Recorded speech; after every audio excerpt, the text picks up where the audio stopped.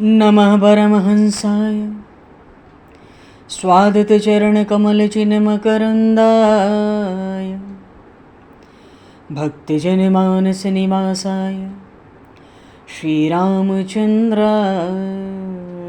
नमः।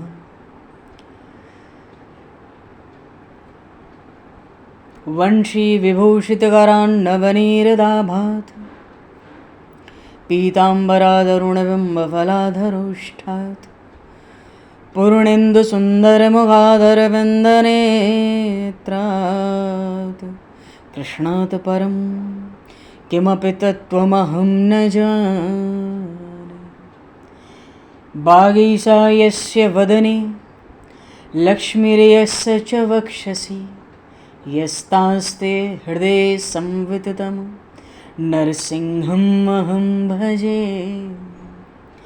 विश्वसर्गविसर्गादि नवलक्षणलक्षितं श्रीकृष्णाख्यं परमधाम जगद्धाम नमामि तत्। गङ्गातरङ्गरमणीयं जटाकलापं गौरीनिरन्तरविभूषितं वामभागं नारायणप्रियं अनङ्गमदापहारं वाराणसीपुरपतिं भज विश्वनाथम्।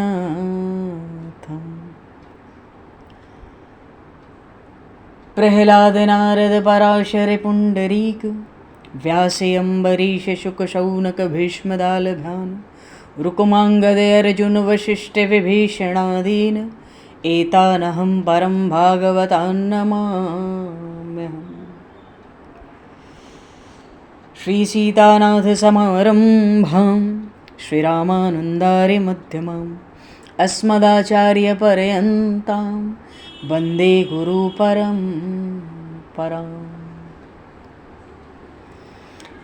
वाञ्छाकल्पतरुभ्यश्च कृपासिन्धुभ्य एव च पतितानां पावनेभ्यो वैष्णवेभ्यो नमो नमः। योगेन्द्राय नमस्तस्मै शुकाय ब्रह्मरूपिणे संसारसर्पदष्टमयो विष्णुरात्ममुच्यत। नारायणं नमस्कृत्य नरं चैव नरोत्तमं देवं सरस्वतं व्यासं ततो जयमुदीरये। गोविंद जय जय गोपाल जय जय गोविंद जय जय गोपाल जय गोविंद जय जय गोपाल जय जय गोविंद जय जय गोपाल जय श्री राधारमण हरि गोविंद जय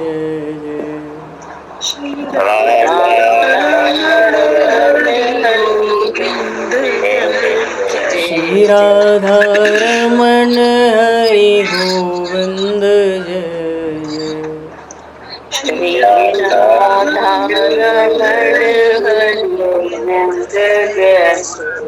श्री राम जय जय ऋषिकेश जय जय श्री राम जय जय ऋषिकेश जय।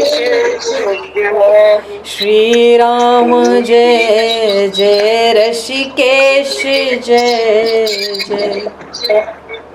श्री राम जय जय ऋषिकेश जय।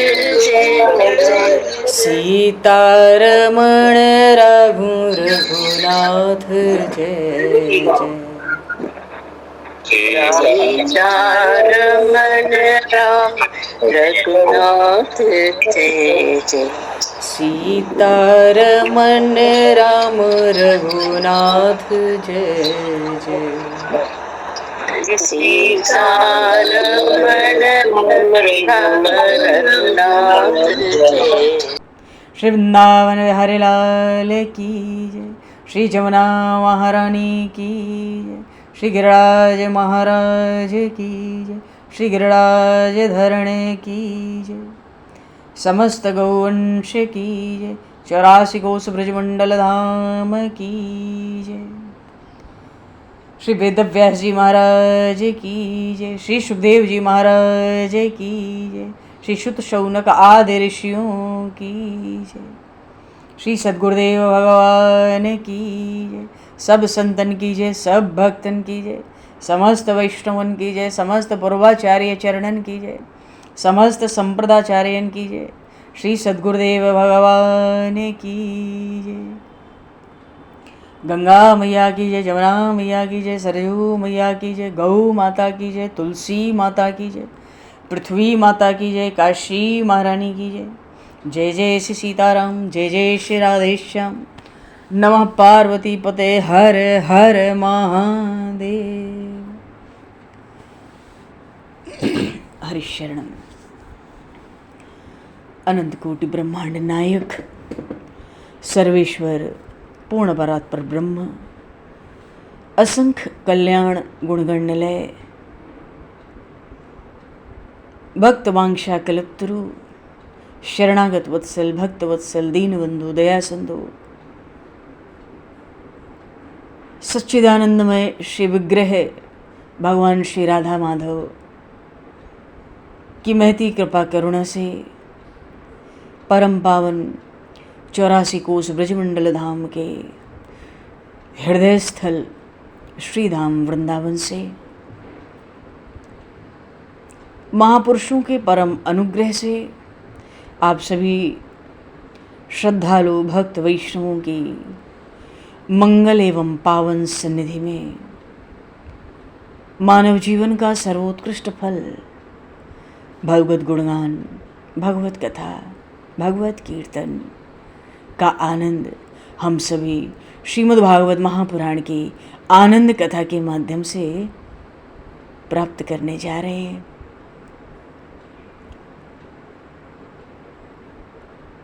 सर्वप्रथम आप सभी भक्तजनों के श्री चरणों में भगवत भाव से सादर वंदन, सादर नमन।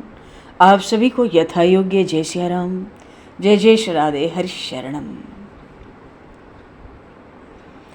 जय हो, जय जय श्री राधे, सभी को जय सिया राम, जय हो भगवान, जय हो श्री राधे, श्री राधे, जय जय जय जय। कासाय वस्त्रं मणिहारभूषितं सिंहासनस्थं श्रितभक्तव्यापितम् अनाथनाथं करवीरवासनं श्रीकृष्ण गोविंद शरणं प्रपद्ये। श्रीकृष्ण गोविंद मनसा स्मरामि। आज ऋषि पंचमी का परम पावन पर्व है और ऋषि पंचमी एक महान पर्व है, उत्सव है। आज के दिन सप्त ऋषियों का पूजन होता है। सप्त ऋषियों के समक्ष जल का कलश रखकर 16 प्रकार से उन सप्त ऋषियों का पूजन होता है। ऋषि पंचमी पे सप्त ऋषियों के पूजन का भाव ये होता है, दो बातें हैं। एक तो जीव से जो जाने अनजाने पाप हो जाता है जीवन में, उसके लिए सप्त ऋषियों की उपासना आराधना का विधान है। साल में एक दिन सप्त ऋषियों का पूजन करके हम सभी को उन सप्त ऋषियों से अपने जाने अनजाने किए हुए भूलों की क्षमा प्रार्थना करनी होती है, करनी चाहिए।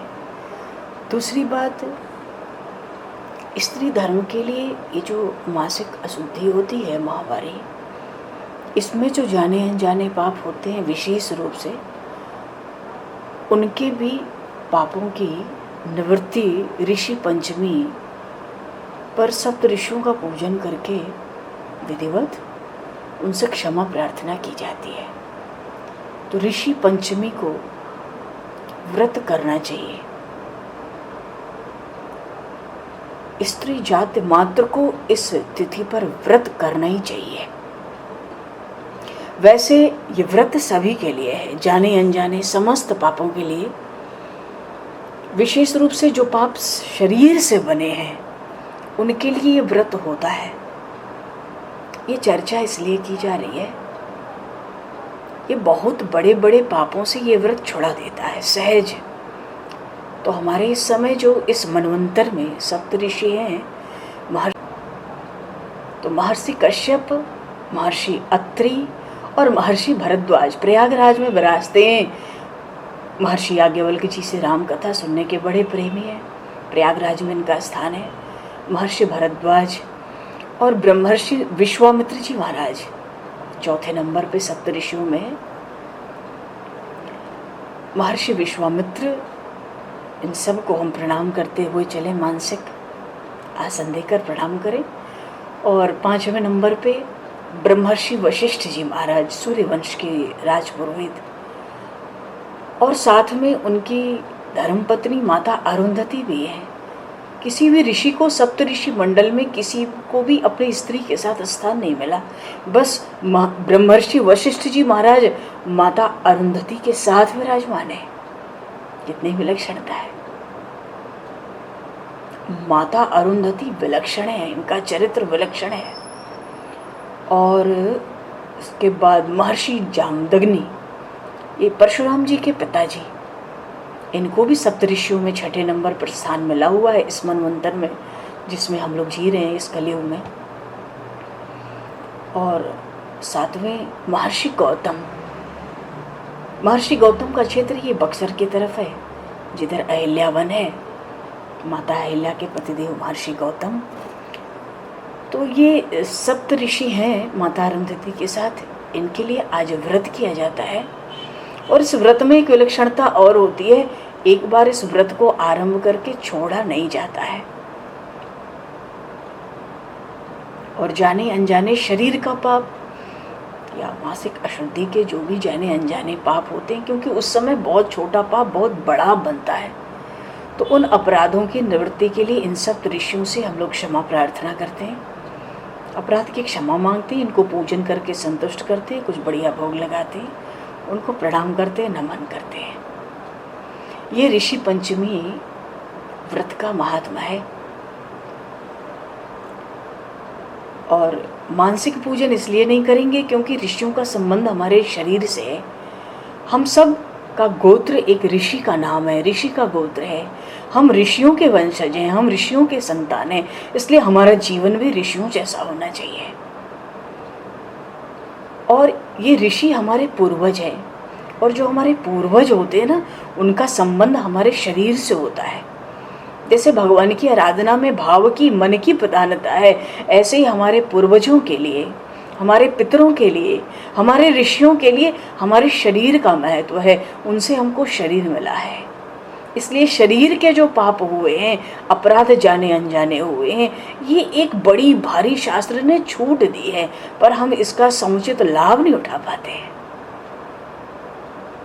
भीतर गंभीरता नहीं है। एक एक पाप के लिए छोटे छोटे कितना भोग जीव को होता है, जिसकी निवृत्ति, क्योंकि हमारे शास्त्र में ऐसा कोई पाप नहीं है जिसका प्रायश्चित न बताया गया हो। तो शरीर से जो भी पाप आज तक जाने अनजाने हुए हैं, उनके प्रायश्चित रूप से हम ऋषियों का पूजन करते हैं। श्राद्ध के दिन आते हैं तो हम पितरों का पूजन करते हैं, ऋषियों का नहीं, पर हम सब ऋषियों की संतान हैं। इसलिए सप्त ऋषियों का पूजन साल में एक दिन बड़ा आवश्यक होता है, व्रत करके। इन सप्त ऋषियों के चरणों में प्रणाम करते हुए प्रसंग को आगे बढ़ाते हुए बोलिए श्री भगवान कपिल नारायण की जय। पूर्व प्रसंग में प्रसंग आरंभ हुआ भगवान कपिल और माता देवहूति का, और ये प्रसंग है श्री कपिल गीता। कपिल गीता की कथा बड़ी मधुर है। क्यों? विलक्षण ज्ञान भगवान कपिल ने इसमें प्रकट किया है।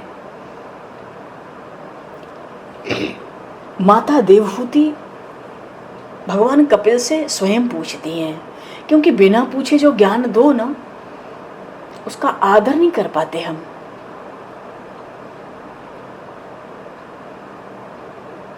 शास्त्र कहते हैं गुरु के बिना जो ज्ञान है वो चोरी का ज्ञान है, पर शास्त्र कहता है कृष्णम वंदे जगत गुरु, भगवान नारायण स्वयं सबके गुरु हैं। इसलिए ध्यान दो, इसलिए भगवान की वाणी जहाँ जहाँ प्रकट हुई, मानो श्रीमद् भगवद गीता जी, या हम कह ले श्री रामचरितमानस के उत्तरकांड में श्री राम गीता, या इस भागवत में भगवान कपिल की जो कपिल गीता, कई जगह भगवान की वाणी प्रकट हुई है भागवत में, क्योंकि भगवान ने स्वयं अपनी वाणी में कहा, आचार्य माम विजानयात नाव मन्येत करहिचित न मर्त बुद्ध्या सुयेत सर्वदेव मयो गुरु तस्मात् गुरुं प्रपद्येत जिज्ञासु श्रेय उत्तमम शाब्दे परे च निष्णातम ब्रह्मण्युपाश्च। भगवान ने स्वयं कहा कि भागवत में ही भगवान श्री कृष्ण कहते हैं कि गुरु को मेरा ही स्वरूप मानना चाहिए, उनका कभी अपमान नहीं करना चाहिए, उनको मनुष्य न मानकर उनकी निंदा नहीं करनी चाहिए, क्योंकि गुरु सर्वदेवमय हैं। गुरु के शरीर में सब देवताओं का निवास है। ऐसे ही हमारे शरीर के जो पिता है ना, उन पिता के भी शरीर में सब देवताओं का निवास है। गुरु वो है जो हमारे जीवन के अंधकार को मिटा देता है, ज्ञान का प्रकाश भीतर कर देता है, भगवान से संबंध करा देता है, भगवान से संबंध जोड़ देता है, जीव को जीव बोध करा देता है। तू शरीर नहीं है, तू संसार के लिए नहीं है, संसार का शरीर का उपयोग परमात्मा की प्राप्ति के लिए भाई कर।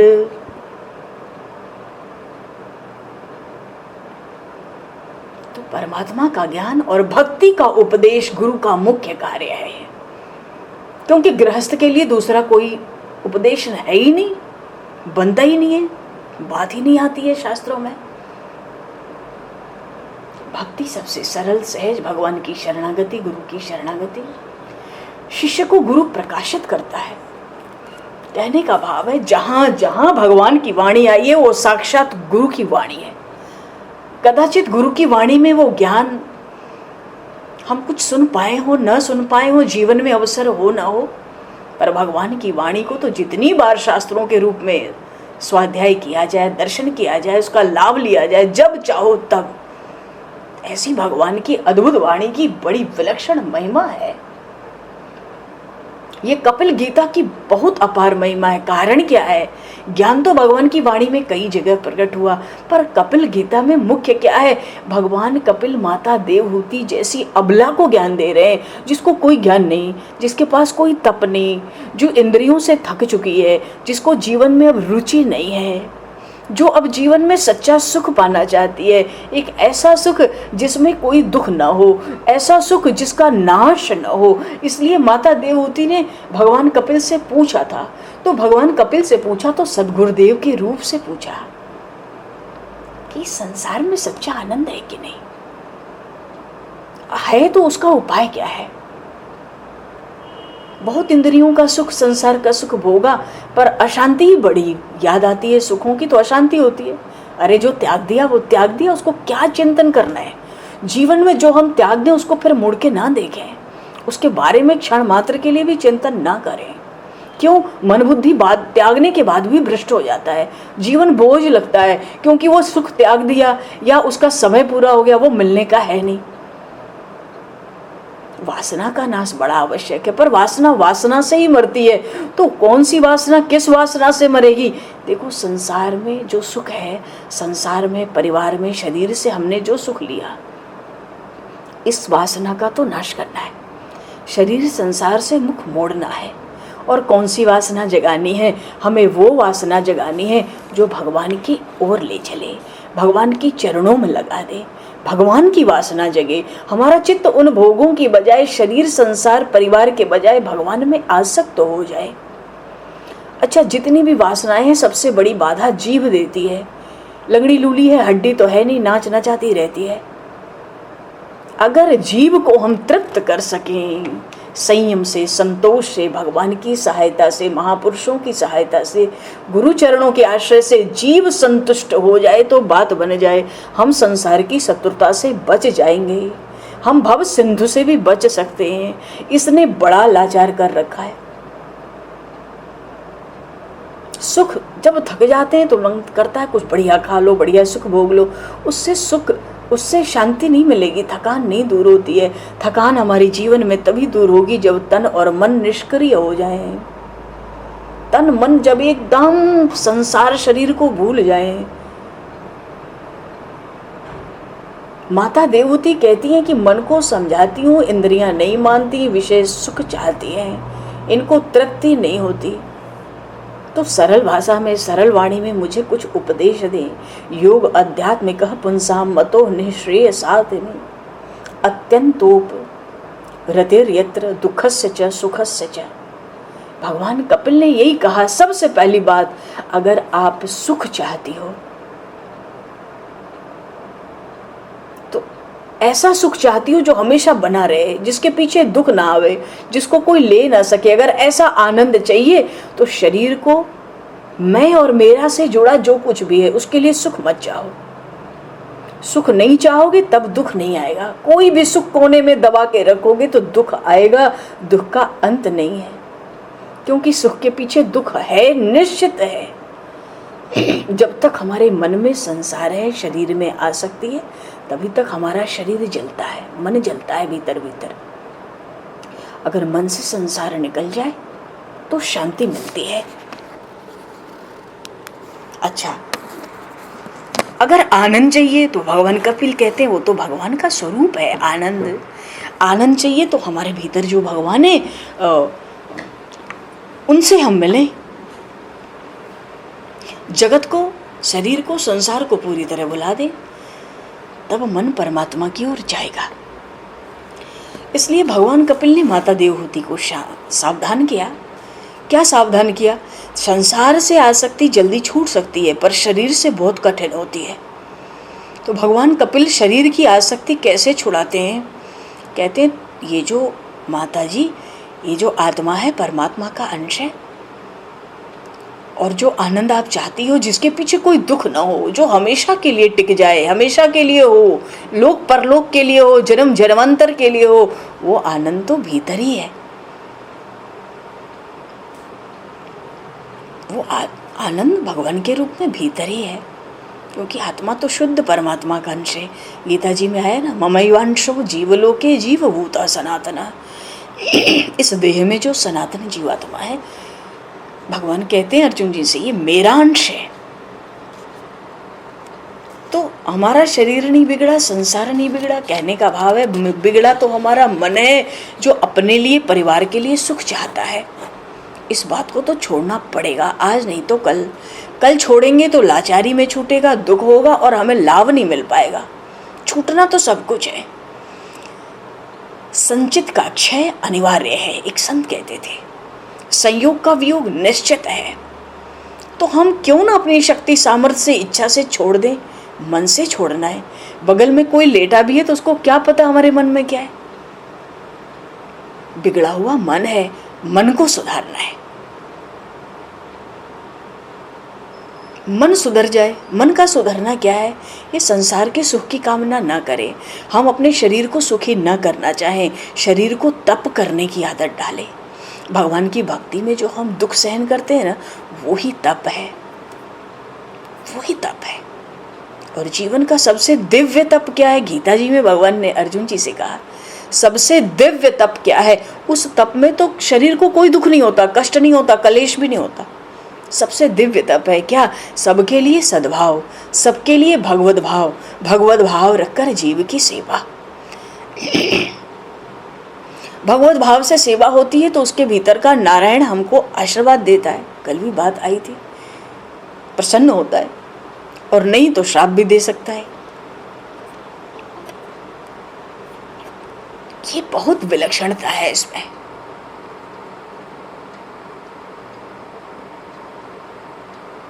तो मन बिगड़ा क्यों? संसार की, शरीर के सुख की कामना से हमारा मन बिगड़ा है। सुधरेगा कैसे? अब भगवान की कामना करेंगे। देखो जो पानी होता है ना, हरिशरण, जो जल होता है ना, मन जल जैसा होता है। जल कभी ऊपर नहीं चढ़ता ना, जल हमेशा ऊपर से नीचे गिरता है, नीचे की तरफ आता है। आकाश से जल गिरता है, बरसता है तो छत पर गिरता है, छत से फिर धरती पर गिरता है, गटर में गिरता है, ऊपर नहीं चढ़ता। जल का स्वभाव है नीचे नीचे गिरना, उसका स्वभाव है। तो मन जो है ना जल जैसा है, मन ऊपर चढ़ना नहीं चाहता। हमको इस बात का विश्वास करना है, हमारा मन ऊपर नहीं चढ़ना चाहता। और संसार का कारण जो भगवान है वो ऊपर है और मन की गति नीचे है। मन ऊपर जाता नहीं, मन नीचे जाता है, मन गर्त में ही गिराता है।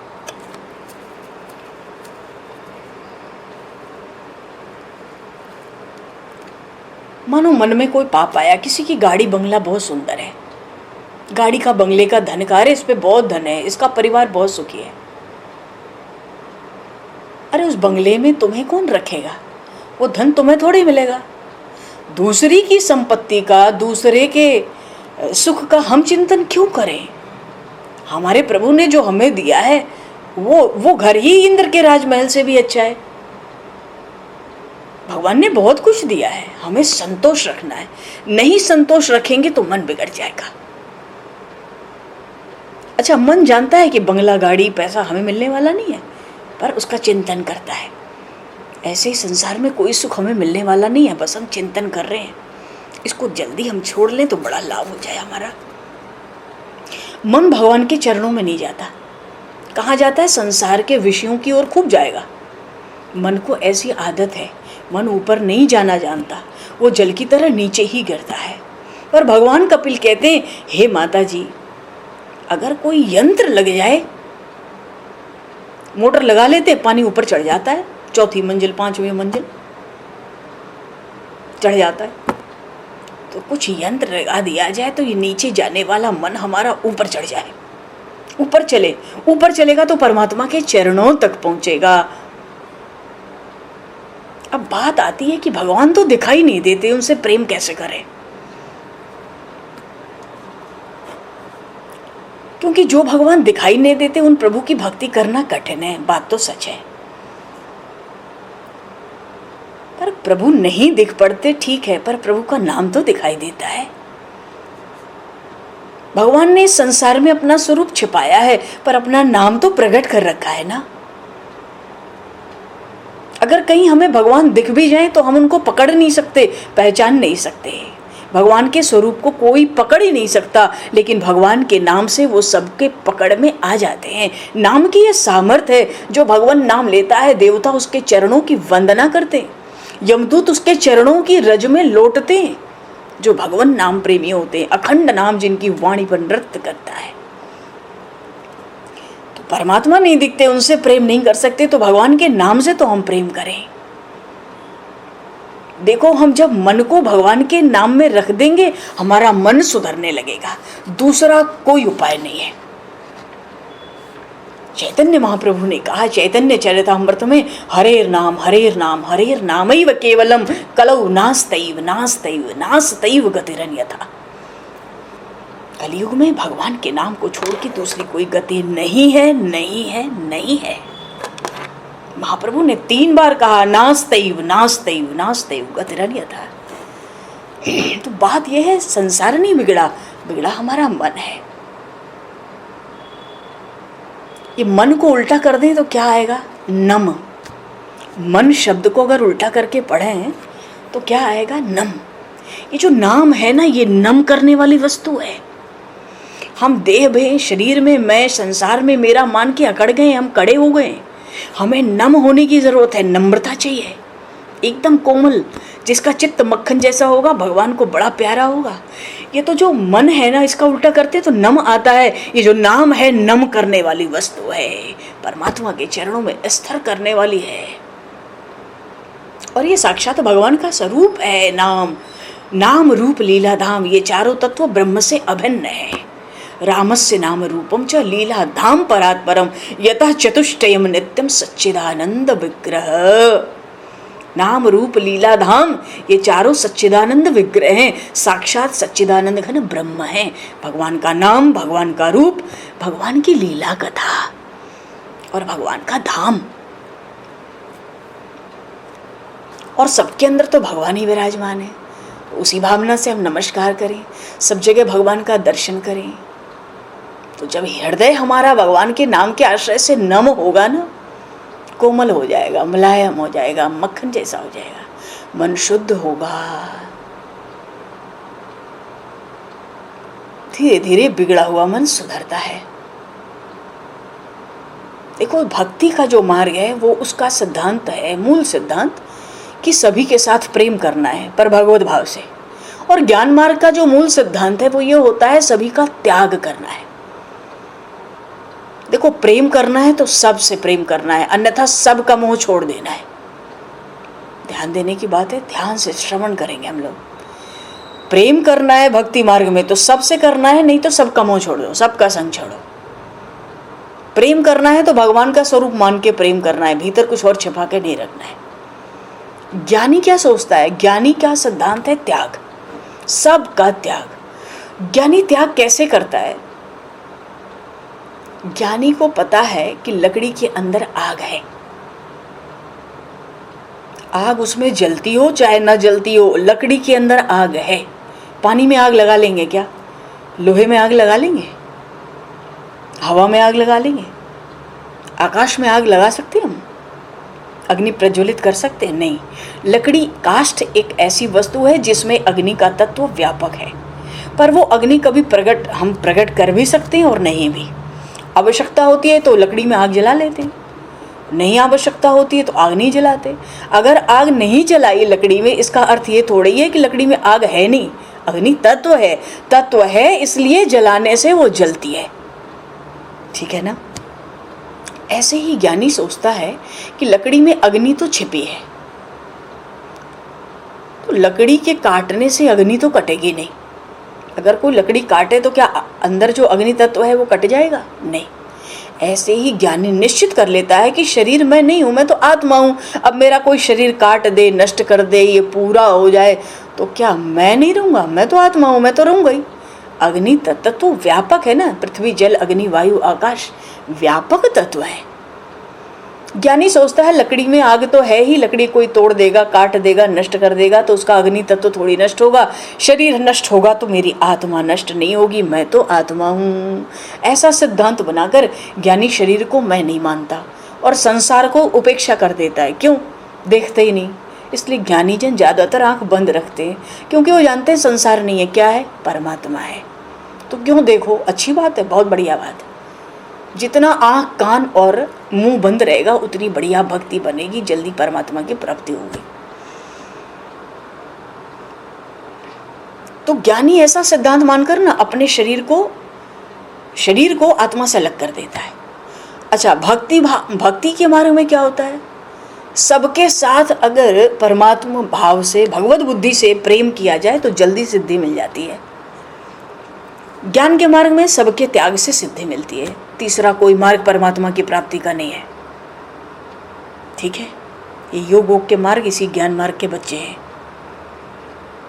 अच्छा, मन जो हमारा बिगड़ा है वो अनेक जन्मों से बिगड़ा है, आज का तो बिगड़ा नहीं है। हम अगर ध्यान दें तो कुछ स्वभाव हमारा ऐसा है जो कई जन्मों का है, पुराने, हमें पता ही नहीं चलता। ये आदत हमारे घर में किसी को नहीं, हमें कहाँ से लत लग गई भाई? कई जन्मों के संस्कार है ना, और इसलिए मन जो है ना हमारा तुरंत तो सुधरता नहीं। इसलिए भगवान कपिल माता देवहूति को सावधान कर रहे हैं। त एते साधवः साध्वी सर्व संग विवर्जिताः संगस्तेष्वत् ते प्रार्थ्य संग दोष हराहिते। क्या बढ़िया बात कहते माता जी, सत्संग करने से बिगड़ा हुआ मन शुद्ध होता है। कैसे? नित्य हर रोज नियम से सत्संग करिए, माता जी से कह रहे, क्योंकि संग का रंग मन को निश्चित लगता है, पर जब नियम नहीं होगा तो अच्छे अच्छे विशुद्ध चीजें भी छूट जाती है एक दिन। कई दिन बाद लौटेंगे तो रंग फीका होगा, फिर चढ़ेगा उतरेगा, चढ़ेगा उतरेगा। तभी तो जन्म मरण के सिंधु में यहाँ मरो, उधर जन्मो, मरो जन्मो, मरो जन्मो, यही तो चल रहा है। इसलिए भगवान कहते हैं सर्व संग विवर्जिता संगस्तेश्वत ते प्रार्थ्य। संग दोष हराहेते, हर रोज नियम से सत्संग करिए, संग का रंग लगेगा। ज्ञान वैराग्य में जो आगे हो, जिसका चित्त भगवान में हो, जो भगवान की कामना करके सब कुछ त्याग कर उधर लग गया हो, लगना चाहता हो, ऐसे संतों का मन से ही सत्संग करो। भगवान कपिल कहते हैं ऐसे संतों का मन से ही सत्संग करो। देवहूति माता कहती मुझे सत्संग करने की तो बहुत इच्छा हो रही है, पर सच्चे संत नहीं मिलते, नकली माल बहुत बढ़ गया। भगवान कपिल नारायण समझा रहे हैं, माँ सच्चे संत दुर्लभ हैं, ये सच है, पर सच्चे संत नहीं है ऐसा कहना गलत है। सच्चे संत हैं, हर गांव में एक सच्चा संत होता ही है। सबके गांव में, शहर में होता है, नहीं होता तो गांव शहर डूब जाता, रहता ही नहीं। हर गांव में, हर शहर में एक सती स्त्री होती है, पतिव्रता, वो न हो तो धरती टिक नहीं सकती वहां की। पाप जितना भी बढ़ जाए, सती और संत ये दोनों धरती की आराधना करते हैं, धरती की साधना करते हैं। क्यों? अरे धरती माता से अनाज उत्पन्न होता है, अन्न, उससे देवताओं का, ऋषियों का, मनुष्यों का, पितरों का, सबका पोषण होता है। संतों ने पृथ्वी को स्थिर कर रखी है। माँ तुम सत्संग करो। संत को पहचानना बहुत कठिन है। माता कहती है संत की परीक्षा कैसे करें? भगवान कपिल कहते हैं संत को खोजने के बदले स्वयं संत बनने का यत्न करो। संत खोजोगे, चार दोष निकालोगे, चार बात बनाओगे, बहाने खोजोगे, स्वयं संत बनने का प्रयत्न करो। क्यों? हम संत बनेंगे तो भगवान स्वयं किसी संत का दर्शन अवश्य कराएंगे, हमें निश्चित कराएंगे। संत नहीं मिलते, हम संत बनने की कोशिश करें। संत बनने का अर्थ होता है संतों का आचरण, उनके सिद्धांतों का अनुकरण, उनके उपदेशों का पालन। यही वास्तविक सत्संग है। संत की परीक्षा कपड़े से हो नहीं सकती, संत साधु की परीक्षा जाति से हो नहीं सकती। बहुत सुंदर व्याख्यान करना कोई करे तो जरूरी नहीं कि वो संत हो, उसको विद्वान कह सकते हैं। बहुत ग्रंथ पढ़ने वाला सुंदर व्याख्यान देता हो, शास्त्र का ज्ञान करता हो, दिन भर उपदेश करे, वो विद्वान है, संत नहीं है। संत हो जाएगा, एकांत भोगे बिना रह नहीं सकता भीड़ में। जिसको भगवान की लगन लगेगी वो दुनिया भर देखेगा कैसे। बहुत मुश्किल होती है तारतम्य बिठाने में। इसलिए संतों ने कहा शास्त्र पढ़कर उपदेश नहीं करना है विशेष। हाँ, कोई आ जाए एक निश्चित समय पे तो थोड़ी भगवत चर्चा कर लो, बाकी जन संसर्ग से बिल्कुल दूर, नहीं तो पतन होने में देर नहीं लगती, नाश होने में देर नहीं लगती। जब भी एक संत कहते थे, कुछ बातें चाहे 20-25 साल पहले देखी सुनी गई हो, हृदय में चित्त पे छाप छोड़ती हैं। एक संत कहते थे, मैं जब भी कभी किसी भीड़ में गया, मैं जो कुछ था उससे कम होकर लौटा। इसलिए भीड़ से बचना है, हमारे आसपास भीड़ ना हो, लोग ना देखें, जन संसर्ग का त्याग।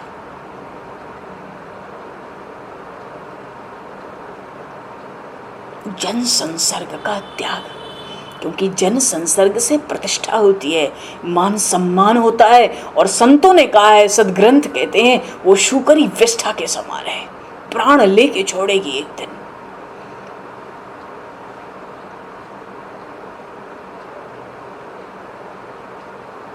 मान सम्मान ना हो, कोई पैर छू ले और साधु संत को प्रसन्नता कभी ना हो। हम आशीर्वाद देने का दुस्साहस ना करें। क्यों? छूने वाला भी परमात्मा है, मैं भी परमात्मा हूं। कोशिश करनी चाहिए साधु संतों को भी। शास्त्र कहता है कभी अपने हाथ से किसी को प्रसाद न दे, फूल माला का आग्रह न रखे। कोमल गद्दे सुख के शरीर को सुखी करने का भाव नहीं, जिसको भाव है शिष्य को मन से सेवा करे। हम अपना नाश क्यों करें? इसलिए संतों ने कहा, जीते जी किसी को महात्मा मत समझो, न जाने वो कब फिसल जाए। जो भीड़ से बचेगा, एकांत, फिर चित्त में जब भगवान आते हैं तो घर में अपना शरीर देखा नहीं जाता, दुनिया कैसे देखेंगे, भीड़ में कैसे रहेंगे। इसलिए माता देवहूति कहती हैं, संत खोजने से नहीं मिलते, संत को कैसे पहचाने। भगवान कपिल ने अद्भुत बात की है, विलक्षण आनंदमय बात है। संत खोजने के बदले स्वयं संत बनो, उसका प्रयत्न करो। संतों के स्वभाव और आचरणों को जीवन में हम धारण करें, और अगर हम अपना आचरण स्वभाव बदलेंगे, संतों के आदर्श पर चलेंगे, तो निश्चित भगवान हमें संत का दर्शन कराएंगे, सच्चे संत का। संत की परीक्षा वैसे मनोवृत्ति से होती है।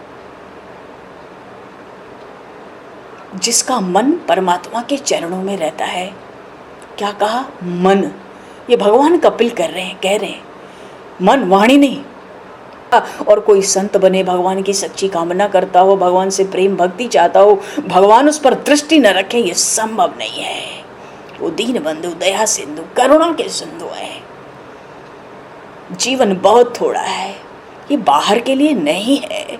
हमारे आज ऋषि पंचमी, हमारे ऋषियों ने एक ही सिद्धांत दिया है, क्या, आंख बंद करके भीतर देखो, बाहर क्या देख रहे हो, बाहर क्या है।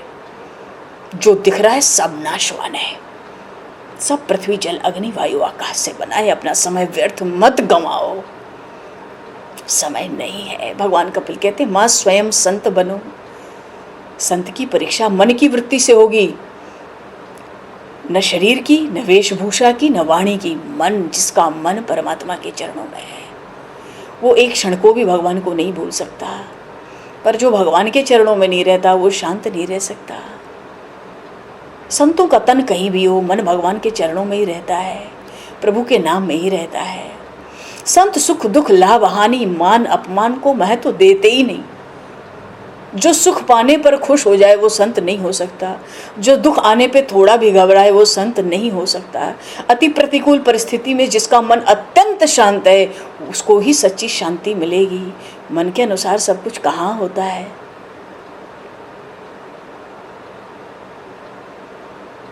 भगवान कपिल संतों के लक्षण सुना रहे हैं।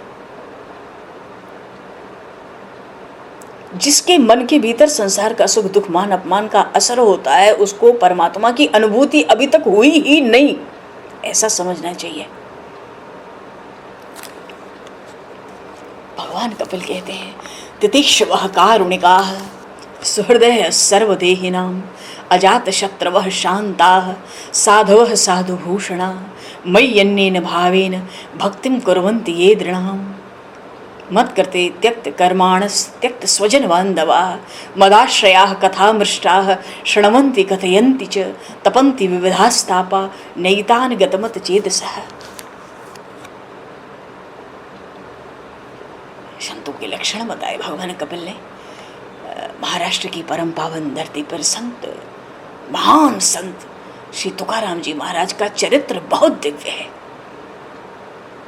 श्री तुकाराम जी महाराज कलयुग में सदैव प्रभु के धाम में गए, बैकुंठ शरीर से, उन्होंने शरीर छोड़ा ही नहीं।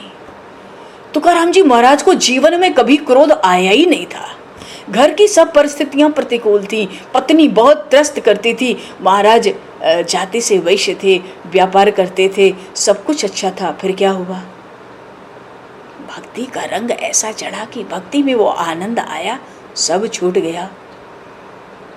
थोड़ा नुकसान भी हुआ, पत्नी समझ नहीं रही थी, सोचती थी मेरे पति पागल हो गए, बेतोल नापतोल दे देते हैं, किसी से दाम नहीं लेते, जो रख गया रख गया। सब कुछ इन्होंने छोड़ दिया है, विट्ठल विट्ठल दिन भर कहते हैं, सारा दिन भक्ति करते, मेरे पति पागल हो गए। उन पत्नी को पसंद की पति की पहचान नहीं हुई। उनकी पत्नी बहुत त्रस्त करती थी, घर में बहुत कलेश होता था, पर महाराज को कभी क्रोध नहीं आया, मन अतिशय शांत। एक बार महाराज कहीं बाहर गए कथा करने, पत्नी ने उनसे कहा,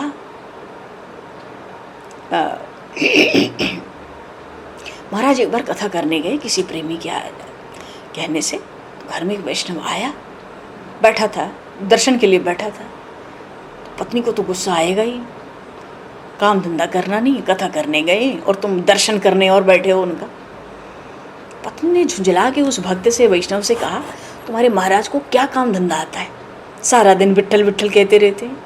मेरा पति पागल हो गया है, और फिर भी आपको बैठना है तो बैठे रहिए, और चले जाना है तो कृपा करके चले जाइए। वैष्णव जानते थे कि इस स्त्री का स्वभाव तेज है, और बोलने से ही पता पड़ जाए, कुछ सेकंड में ही पता पड़ जाता है तेज स्वभाव।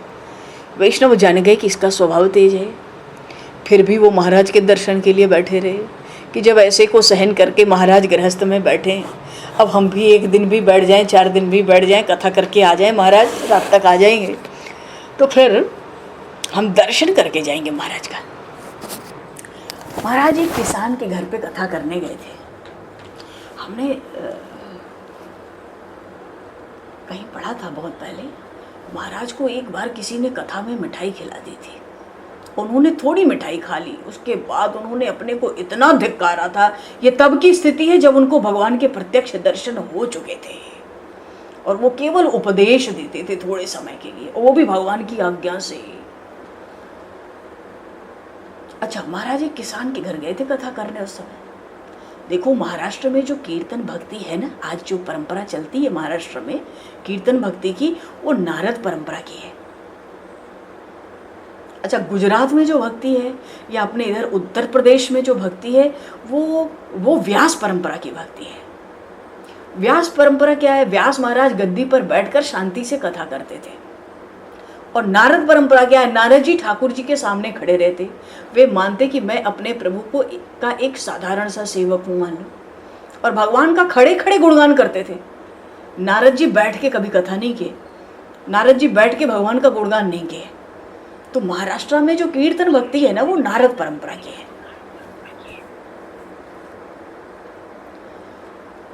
हरे शरणम। देखो, बहुत ही सावधानी, क्या कह रहे थे? हाँ, तो नारद जी खड़े होकर कथा नहीं कहते, कथा भी कहेंगे तो खड़े होकर, और कीर्तन भी करेंगे तो खड़े होकर, भगवान का गुणगान करेंगे तो खड़े होकर। भगवान के सामने खड़े खड़े ही नारद जी कथा कहते हैं। तो तुकाराम महाराज भी खड़े होकर कथा करते हैं। बोलिए श्री तुकाराम जी महाराज की जय। पर ये तो परंपरा है। महाराष्ट्र में कीर्तन भक्ति नारद परंपरा की है, और उत्तर भारत में, गुजरात में, ये सब व्यास जी महाराज की, सब व्यास पीठ में बैठ के शांति से महाराज कथा करते हैं। जय हो, सब संतों की जय, सब भक्तों की। अच्छा, तुकाराम जी महाराज खड़े होकर कथा करते हैं। किसान के घर गए कथा करने, थोड़ी देर खड़े होकर कथा करते हैं, और ज्ञान वैराग्य भक्ति का ऐसा सुंदर वर्णन करते हैं। प्रेम से कीर्तन करते करते नाच रहे हैं, कथा भी हो रही है, महाराज नाच भी रहे हैं, सबको आनंद है, सब नाच रहे हैं। वो किसान पांव में पड़ गया, महाराज से कहने लगा, आपने बड़ी कृपा की। वो मिठाई, फल और ईख होती है ना, गन्ना, दे दिया बांध कर। महाराज घर में बच्चे हैं, परिवार है, तो महाराज को सबसे क्या लेना देना, महाराज तो महाराज ही हैं। कुछ भी स्वीकार नहीं किया। तो उस किसान ने महाराज से कहा, ये विट्ठल नाथ जी का प्रसाद है, आप इसको घर ले जाइए। अब प्रभु का प्रसाद कह दिया तो ना नहीं कर सके। कथा में ही वहां एक व्यक्ति बैठा था, वो दौड़कर महाराज की पत्नी के पास गया, जाकर बोला, आज तुम्हारे पति को बहुत कुछ मिला है, वो बहुत कुछ लेकर आ रहे हैं, मैया तू खुश हो जा, महाराज के पीछे मत रहा कर, इतना कर्कश मत बोला कर। महाराज की पत्नी खुश हो गई, जीजा भाई आज कुछ ले आएंगे, चलो आज बच्चों को भी कुछ खाने को मिलेगा। वो दरवाजे पे बैठ के महाराज की राह देखने लगी। ठीक है, अब महाराज तो लेकर आ रहे थे, रास्ते में बहुत से लोग मिले, तो महाराज को ये थोड़ी पता है कि मिठाई है और ये है, वो है, क्या है, फल है तो गन्ना है। महाराज को तो कहा कि विट्ठल नाथ जी का प्रसाद है, तो जितने लोग मिलते प्रसाद तो बांटना होता, लगे प्रसाद बांटने। सब मिठाई खत्म, सब फल खत्म, और सबको जय श्री कृष्ण बोलते, जय हरि विट्ठल, श्री हरि विट्ठल, पांडुरंग गोविंदा कीर्तन करते करते आ रहे, चले आ रहे। तो मिठाई फल तो समाप्त, भगवान के स्मरण में मगन है। घर पहुंचते हैं, हाथ में एक गन्ना बचा। अब तो पत्नी के क्रोध का कोई पार ही नहीं, बच्चे भूखे हैं, सब कुछ बांट दिया सबको। कहते ही है हमारा पति पागल हो गया। बड़ा तिरस्कार किया महाराज का, बड़े कटु वचन कहने लगी। वो वैष्णव जो घर में बैठ के इंतजार कर रहे थे ना, वो वहीं बैठे थे और महाराज मंद मंद मुस्कुरा रहे थे, जरा भी कष्ट नहीं, मन में अशांति नहीं, उनकी शांति ही अटूट थी। क्यों? मन से भगवान के चरणों में ही रहते थे। ये तो भगवान कहते हैं, मन को कहते हैं, ये तो भगवान की लीला है। भगवान मेरे भक्ति की परीक्षा ले रहे हैं कि तुकाराम की भक्ति देखिए सच्ची है कि नहीं। वो तो अंदर से भगवान के चरण पकड़े रहते, चाहे कुछ हो जाए मुस्कुराते रहो, चाहे कुछ हो जाए। पत्नी का क्रोध बहुत बढ़ गया, ऐसी ऐसी बात सुनाने लगी कि असर हो पर महाराज को कोई असर नहीं। कहती है मेरे पति निश्चित रूप से पागल हो चुके हैं। पत्नी का ज्ञान विवेक बोध सब खत्म हो गया। महाराज से ईख छीन ली, गन्ना छीन लिया और उसी गन्ने से महाराज की पिटाई आरंभ हुई। उसके 2 टुकड़े हो गए। जब उसने पिटाई की तो 2 टुकड़े हो गए। महाराज ने अब बोला, मुंह से बोला, मेरे मन की बात तुम ही जान सकती हो, पत्नी हो ना। सोची क्या कह रहे। महाराज बोले देखो इस गन्ने के मैं 2 टुकड़े करना चाहता था, दोनों बच्चे ले लेंगे। एक ही गन्ना था तो थोड़ा संकोच था, पर भगवान की लीला मैं बोल नहीं रहा था। अब 2 टुकड़े कर दिए पंडरीनाथ ने, दोनों बच्चों को अपने गन्ना दे दो। चरित्र में महाराज के आया कि उस दिन पत्नी को विश्वास हो गया कि मेरा पति पागल नहीं है, वो महान संत है। मैंने अनेक बार इनका तिरस्कार किया पर इन्होंने क्रोध नहीं किया, ये प्रेम ही कर रहे हैं, मेरे लिए अच्छा ही कह रहे हैं, कभी बुराई नहीं करते। पत्नी ने आज पति के चरणों में मस्तक झुकाया। वो कहती है मुझसे भूल हो गई, मैं आपको पहचान नहीं सकी, आप महान हैं। महाराज ने कहा नहीं नहीं ऐसा कुछ नहीं है, ये तो प्रभु की लीला है। भगवान की लीला सबकी बुद्धि हरती है, तुम्हारी भी हर रही है। मैं वही हूँ जो तुम समझती हो, आखिर मैं तुम्हारा पति हूँ। कहने का भाव है संत कैसे बने, संसार के सुख दुख मान अपमान में एकदम बिल्कुल स्थिरता आ जाए, वो स्थिर प्रभु ही करेंगे।